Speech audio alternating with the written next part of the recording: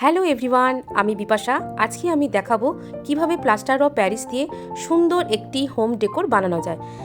প্রথমে plaster of Paris, জল, একটি কন্টেনার, চামচ, মোল্ড আর অ্যাক্রিলিক রং। স্টেপ 1, প্রথমে একটি কন্টেনার নিতে হবে, তার মধ্যে ধীরে ধীরে জল মিশিয়ে ভালোভাবে নেড়ে পেস্ট বানাতে হবে।